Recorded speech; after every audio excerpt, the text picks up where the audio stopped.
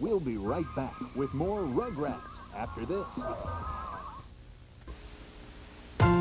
When the clock strikes 6:30, babe, time to head for golden lights. Hey, it's a good time for the great taste dinner at McDonald's. It's Mac tonight. Come on, make it Mac tonight. Aren't you tired of the same old backyard birthday parties? Well then, come on down to Fredbear's Family Diner.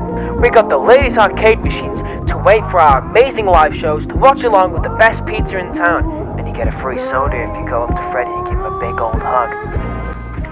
And with deals like ours, we're practically paying ya! But Entertainment will not pay you. Here, take a listen to what our founder, Willie Matson, has to say. 99.9% chance of fun over at Fredbear's. As such, the staff are the friendliest group of wildlies you'll ever meet in your life.